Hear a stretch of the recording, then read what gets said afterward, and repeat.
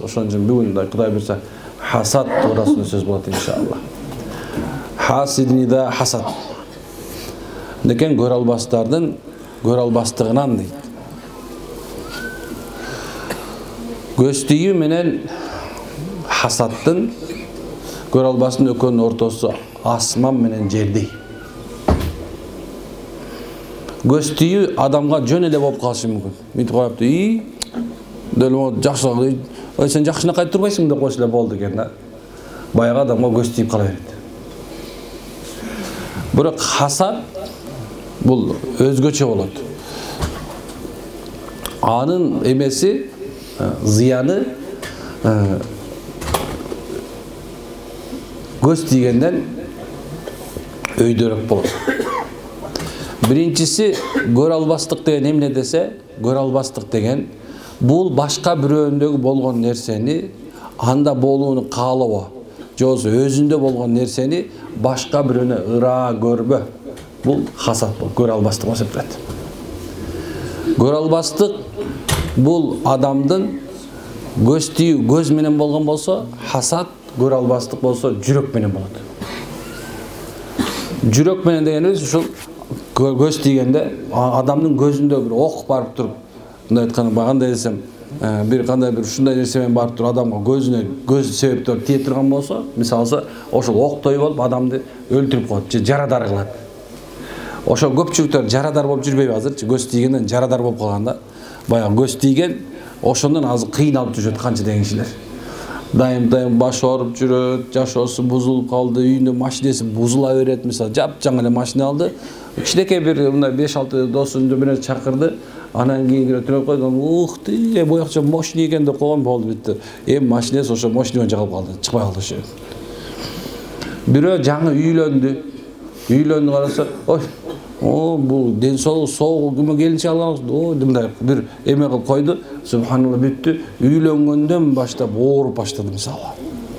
Көз ушундай да. Же болсо бирөө үй салды.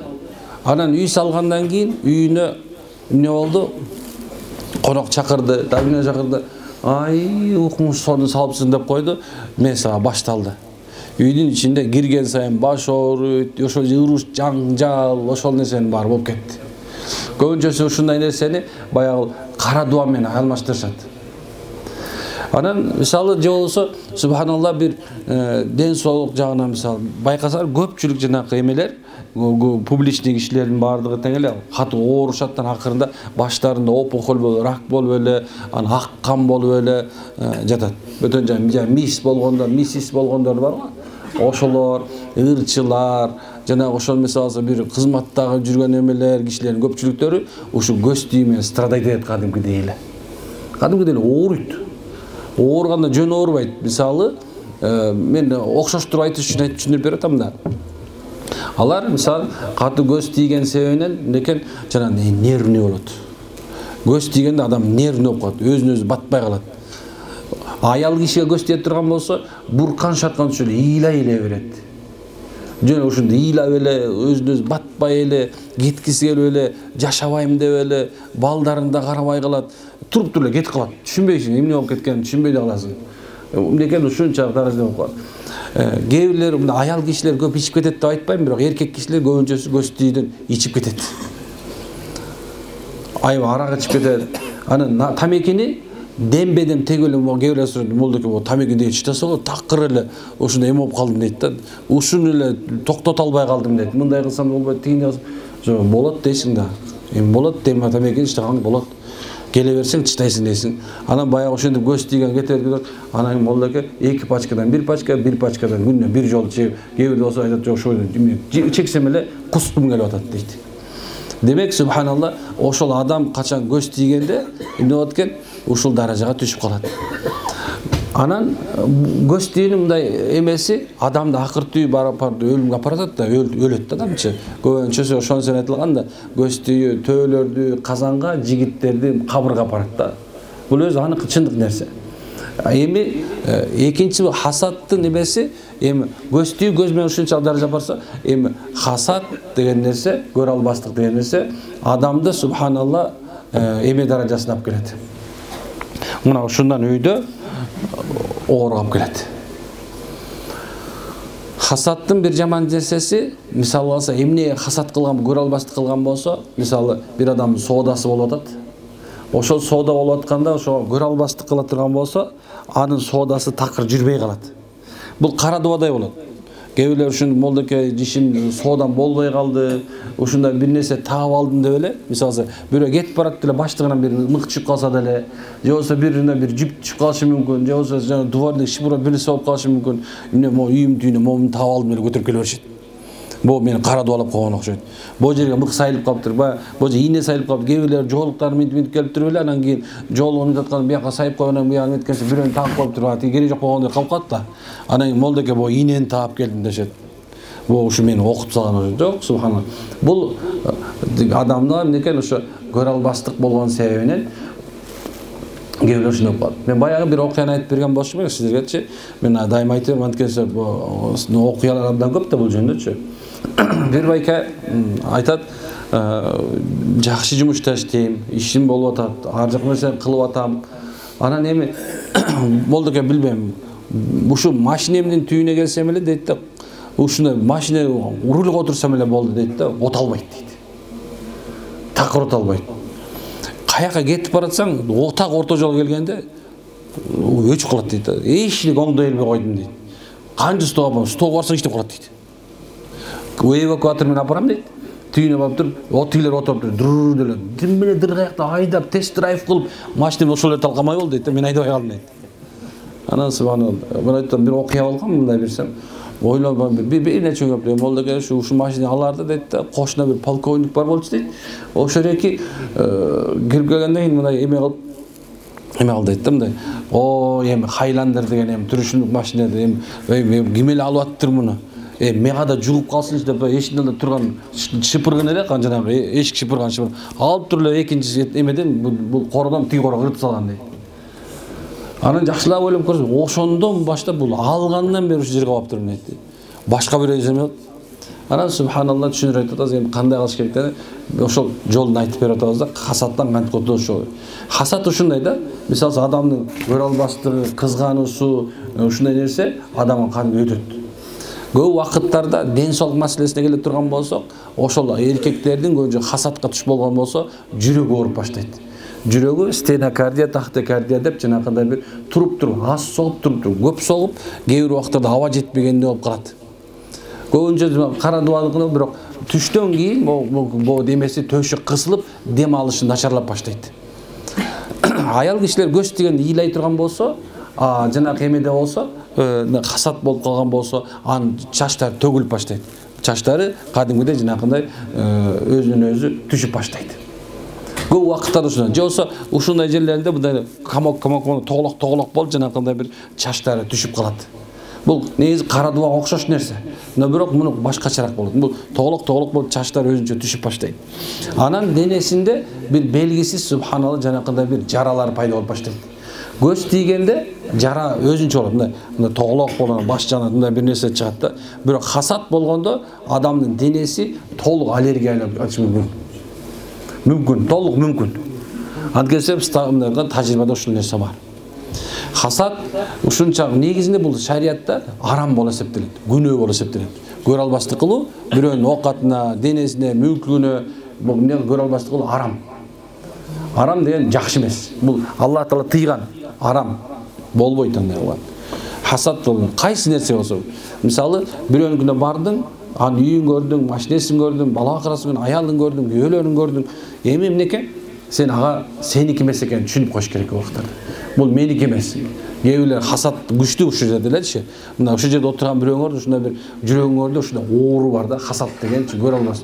Эмне үчүн менде болуп жок, эмне үчүн мында бар? Эмне үчүн бул кылып атат, эмне үчүн мен кыла албайм деген сөз, мына ушул хасат тугандар. Мына ушул эки нерсе адамды өлтүрөт. Мындай айтканда, жанагындай бир сен басып жүргөн уусуң да, басып жүргөн уу. Ошол нерсе кадимгидей өтөт. Эми хасат менен болгондо, жана айткандай, адамдын көз тии менен болсо, хасат болсо жүрөк менен болот. Жүрөктөн жүрөккө өтөт кадимгидей. Демек, ошол жанагындай туруп, кээ бирде парализован болуп калышың, кээ бирде неврит болуп калгандар, жанакындай бир же болсо субхана түрдө инсульт же инфаркт берип койгондор. Мен инсульт менен инфаркт дейм айыкса болот деген сөз жок кылат келсе, ал уже мындай айткан бирөөнүн кан тамыры, бирөөнүн жүрөгү уже кармап калды деген сөз да. Бул уже мындай айтканда муну айыктырыш өтө оор. Бирок кээ айтабыз, келип койгула мейли, дем салып коелу дагы эле болсо, кичине болсо дагы. Анткени биринчи, экинчиси болуп кетпесин дейсиң да. Демек, тууганым, ошо хасаттын себебинен кадимкидей эле адамдын ден соолугу дагы, ошол мезде иштери да, ошол мезде үй бүлө да бузулат. Кээ айтат, ушундай сүйүп жашачу элек дейт. Бири-бирибизди көрсөк, көрүп эме алсак, бири-бирибиздин жанынан чыгалчу эмеспиз дейт да. Эми бири-бирибизди көрсөкчү ит менен мышыктайбыз дейт. Ит менен мышыктай. Ушундай жанында эми молдоке көп жазышат да, молдоке устаз, мен деген ушундай бир жакшы көрөм дейт да, бирок үйдөн чыкканда эле дейт да, аялымды эстей берем, бирок жосо күйөөмдү эстей берем, но бирок үйгө келгенде аны көргөндө эле эмнекен жанагындай жик көрүп баштайм дейт. Демек уже чапкылап, тепкилеп сабап ийгим келет дейт. Кээ бирөө жөндөн жөн эле сабап салгандар болот. Анан эми субханалла жакшылап өтүп келе турган болсо, мен окутуп койгонбу, же экөөнүн ортосуна ысытма кылып салган, суутма кылып салганбы дешет. Бирок ошол кээ бирде ошо хасат болуп калат. Кадимки эле адамдардын көрө албастыгы кадимки өткөн болот, ошол мисалы экөөнүн ортосунда сүйүүсүнө.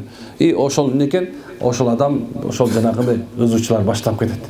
Бирок кээ бир убакыттарда ушул нерсе жанагындай бир ата менен баланын, эне менен кыздын ортосунда болот. Биз азыр көп убакыттарда карасаңар, биздин балдарыбыз, кыздарыбыз жанагындай бир качып жүргөнүн көрүп атасыңар, үйлөрдөн качып кеткендер аябай көп, байкайсыңарбы? Кичинекей эле бир нерсе айтып койсоң, качып кеткендер аябай көп. Ушундай жаш балдар аябай көбөйдү. Кыздар да көбөйдү жанагындай. Бир нерсе, бир эле сөз сүйлөп койсоң эле болду, качып кетет үйдөн. Анан баардыгы бул переходный возраст го дейт. Жок, бул переходный возраст болбойт негизиндечи.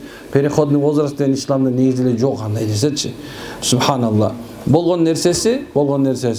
Баягы бала чоңойду деген сөз, акылы толуп калды деген сөз.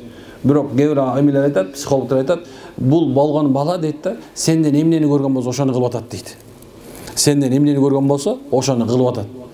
Демек, бир бала биринчи кимет кылып атканда, биринчиси ооз менен дүйнөнү тааныйт, анан көз менен тааныйт, анан кулак менен тааныйт, анан акыл менен тааныйт да. Анан акыл менен тааныганы качан сен берген тамагың кичине бир адарымдан эмес арамдан болуп калган болчу. Сен бала сени көрүп атканда сен бир негативтерин көргөн, угуп атканда сен сөгүнүп атканын уккан, анан эми акылга салып көрсө, эми кайсы нерсе жакшы экенин түшүнбөй калды да балачы. Уже акыл толду, көргөн нерсе бөлөк, информация бөлөк келип калган. Бала эмне болуп калды? Бир жерге тура албай калды. Эмне кыларын билбей калды деген сөз. Бирок сопсонун кадимкидей жанакындай имандуу үй бүлө чоңойгон балдардын ушундай жанакы депрессияга түшүп, жанакындай бир үйдөн качып атканын мен пока көрө элекмин. Бирок именно динсиз үй бүлөлөрдө, дин жамея кармабаган, сүннөт жок үй бүлөлөрдө именно ушул болуп атканын көрөсүң. Бирок айта турган сөзүм башка. Хасат менен болгондо дагы эми жанакындай бир сенин балаң аябай адептүү, менин балам ушундай кичине кууратмай болду деген сөздөр эмнеге ошентип отуруп эле так эле баягы 100%га баланы да кызды да өзгөртүп салат. Эми мындан кутулуу жолдору. Эң биринчиси, эгер балага аягынан баштайбыз, бала маселесине келсе, балдарыңар ошондо ордунда тура албай, жанагындай бир улам ооруп эле, бир кызык бычак болуп эле, ушундай бир кыжалат болуп аткан болсо, балаңыздын памяти кетип аткан болсо, негизи хасатта память кетет. Балдардын памяти жоголуп баштайт. Биринчиден эске тутуму жоголуп баштайт балдардын. Экинчисинде агрессивный болуп баштайт. Момундай бир сен жебийчидей болуп баштайт. Көз түйдө башкача болот. Көз түйдө жыгылып жатып эле, эчтеке кыла албай эле, ыйлап эле, тескерисинче сен жакшы көрүп эле, сен азыр өлүп калчу деп боло берет. Ал эми хасат болгондо тескерисинче агрессия болот. Сен ушундай бир жебийчидей болуп, сен сабабийчидей болуп, жашоосу ушундай бир мындай сен эле миш айтып берип аткандай болуп баштайт да. Сен болбосоң мен ушундай болбойчумун деген нерсе келет. Кичинекей балада эле бар, мындай кичине 5 жаш, 3 жаштагы бала болот, чоңоюп кеткен балада деле бар. Мисалы 30дагы балада деле ошол болот да. Силер менин тагдырымды бузуп салдыңар, силер болбосо ошундай болмок эмес деп. Ал ушундай нерсе бирөөгүнө мындай жашоосун мындай байлагысы келет да. Ушу сен болбосоң ушундай болбойт болчу деген нерсе алып келип коет. Ушундай нерсе эми тескерисинче агрессия болот. Көз түйдө жумшак болуп ыйлагысы келип жатып калса, тиги эмне болот экен? Ачуусу келип эле, ушуну эки жакка чуркап эле, кыжалат болуп эле, адам жашоосу ушундай башталат. Анан ошол эмеси, андан кийинкиси бир эмеси көз түйдө адам өзүн өзү карабай калат, хасатта болсо тескерисинче. Ушундай жакшы кийим кийгиси келип, көз тийди үйдө отургусу келип аткан болсо, үйдөн чыккысы келбей, бир комнатадан чыккысы келбей эле, эч ким менен сүйлөшкөн. Ал хасат болсо тескерисинче эшикке чыгып эле качкысы келип баштайт. Бир орунда тургусу калбай калат да. Ушундай нерсе бар. Тиягын ачат, биягын ачат. Ушундай эле мындай иш чыгып сенден алыс болуш керек да. Эркек боло турган болсо, бул көз тие турган болсо, тескерисинче мындай баш ооруп эле, анан арыктан шамет баштаса, мындай буякта болсо тескерисинче, момунда дүңкүйүп эле, момунда шишип эле, анан момунда бир жанагындай күчтүү болду, жана жин кирип кеткен эмеде, момун колун кармаса кычыратып талкалап ийчи деп болот да. Ал эми кыздар боло турган болсо, көз тишинде эле, бирок мынекей жанагындай агрессиясы башкача болот. Алар мындай жанагындай бир адреналин каалап баштайт да. Мындай бир нерсе узун жерден секиргиси келип баштайт, бирөө менен качкысы келип, Джонни Депп менен жүрүшүп келип калат да. Ушинтип эле мисалы бир мотоциклдин аркасында жүрүп эле, момунтип эле жанакында болуп эле, чечинип жүргүсү келип эле, кожаныйларды кийип алып эле жүргүсү келип калат да. Мындай тескерисинче ушундай нерсе. Кээ бирлер колдорун кескилеп башташат, кээ бирлер өзүлөрүн тыткылап баштайт, жанагындай денеси оорусун карап туруп, жанагындай татуировкаларды кылгысы келип баштайт. Анан кийин бир жашоодо бир мындай из калтыргысы келип баштайт да, мындай атың чыкпаса жер өрттө дегендей, анан ар нерсени кылып баштагысы келип баштайт. Менин жашоом деген нерсеге өтүп баштайт. Иши бул мындай жанакы бир психологиялык жактан мындай жабыркап калат аябай эле. Демек, мына ушул хасаттын эмес. Эми мындан кандай кутулуу десе, эң биринчиси кичинекей баладан баштайбыз, жана баштайт. Бул алар кулактан азан айтуу керек тугандар. Азан, кадимки азан бар го, ар 5 мал намазда. Эгер кимдер ошону билбесе, ошо ар бир эме азан айтылганда мечиттин жанына барып тургула. Ошол азанды кулагына Аллаху акбар деп кадимкидей айтып туруш керек. Бул хасаттан эң чоң дарысы ушул эки. Адамдын айыркым келсе уш хасаттан. Ушул эркек киши болсо мечитке барсын. Аял киши таалимге барган аракет кылыш керек. Хасатта бир мындай бир үйүзмө мындай эме жери бар да. Эгерде хасатта жакшы менен жүрсөң, оңолуп кетесиң. Жаман менен жүрсөң, ого күчөп кетет. Ошон үчүн мечиттерде болгонго аракет кылыш керек. Эгерде мен айтып аткандай белгилер бар болсо, демек ошондой жанакындай бир эме кылыш керек. Бирок кичинекей балдарга көп кулагына азан айтыңыздар. Фатиха сүрөсүн көп окуп бериңиздер. Фатиха сүрөсүн көп окуңуздар. Ошол балаңыздарга. Көз түйдө адам ойлонуп атып, шизофренияга оорунуп кетип калсын. Шизофрения ушундай жанагындай бир акылдан айнып кетиши бар. Ал эми хасатта болсо тескерисинче ойлонбойт. Чүнкү шизофрения болбойт ал. Аныкы бир гана нерсе денеси ысып турат. Эмне кылыш керек болот? Только ошол ысыктыкты кетириш керек болуп калат. Ал дененин сыртында болуп калат. Эми көбүрлөр бар, мисалы жана алсызыраак, бирок бир жаман нерсеси жана жүрөктөн кармайт дегеним, көбүнчөсү ушул жүрөк оорусу менен барат, текшерип көрөт, эчтеке жок. Бирок жүрөгү эле лакылдай берет, дук согуп берет. Эмнекен эч бир эме жок, диагноз жок болот. Мына ушундай тугандар. Ошон үчүн Аллах Таала береке берсин, машалла. Аллахым Кудайым баары күнөөбүздү кечиргенден болсун, баарыбызды Кудай Таала жакшылык бергенден болсун, ошо оордон өзү сактасын. Анан айыгынын дагы бир жолу бул рукуяга катышуу. Биз дайым айтабыз, үй бүлө менен болсо дагы, үй бүлөңөр менен бир айда бир жол жок дегенде рукуяга катышыңыздар. Бул азыркы замандын кутулуунун бир жолу. Бир жолу дегеним, ушу иншалла такыр болбосо 3 айда бир жолу үй бүлөңөр менен рукуяга катышкыла. Рукуя аяттарга катышып туруш керек. Анткени билбейбиз кандай экенибиз. Негизи шарттардын бирөөсү ихлас. Ихлас дегенибиз, мисалы окуп атканда ихлас болуш керек, угуп атканда ихлас болуш керек. Ошо жүрөктө ишеним менен машалла ошо рукуяга катышып тура турган болсок, сөзсүз жана майда чүйдө оорулардан кутулуш оңой. Азыркы заманда белгисиз оорулар бар. Ушундай. Биз дайым айтабыз ушуну. Бизге эле эмес, молдо көп ай Кыргызстанда. 4000 мечит бар, 4000 имам бар. Ошол каалаганына бара бергиле субхан. Болгондо туура болсун, туура жолдо жүргөн болсун, Ханафи мазхабын тутунган болсун, сени адаштырбеген болсун, машалла. Кээ бирлер даватка чыгып деле айып кетип атпайбы?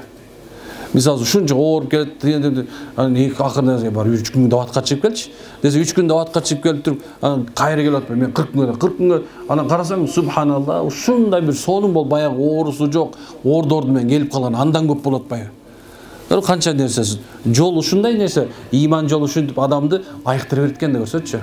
Демек, бул рукуяларга катышуу, дем салууга катышуу субхана жакшы. Эми эгерде илимдүү болсоң, ар жагын бери түшүнгөн болсоң, анда өзүң рукуяларды оку, манзил оку, эртең менен кечинде бир жумада бир жолу окуп турган керек. Эми кээ бирде ушундай болот, сен окуп атасың да, окуп атасың. Бирок шифа таппай атасың. Демек бир жериңде бир нерсе туура эмес нерсе бар. Ошол себептен бир нерсе туура болгон жагына барып, ошол жерден иншалла шифа издеген аракет кылыш керек туугандар. Мына ушундай. Шарият өзү ушундай, демократия. Эч качан мындай бир нерсе байлабайт. Ал жерде бүт нерсе орду менен. Кимде ошону туура тапкан болсо, машалла, ар бир адам бир олиясы болду демекчи, мисалы, ошол олиясына туш болуп калат дагы шифа таап келет иншалла. Бирок башында айтканда унутпаңыздар, эң биринчи максат бул эмне экен? Бул хидаят туугандар. Алладан гана болот, Алладан башкадан болбойт. Оору Алладан келди. Башка жактан келген жок. Алладан гана келди. Алладан башкадан келбейт эч нерсе, унутпаңыздар. Субханалла. Алла каалаган себепти бир адам менен сага сыноо берет. Алла каалап болсо айван менен сыноо берет. Алла кааласа дүйнө менен сыноо берет. Алла кааласа ошо субханалла жашоодо керек болсо болуп аткан табияттын кырсыгы менен сыноо берет. Ал Алланын иши. Керек болсо коюңда жаткан аялың менен, күйөөң менен, балаң менен, бир тууганың менен сыноо берип кое берет Кудайым.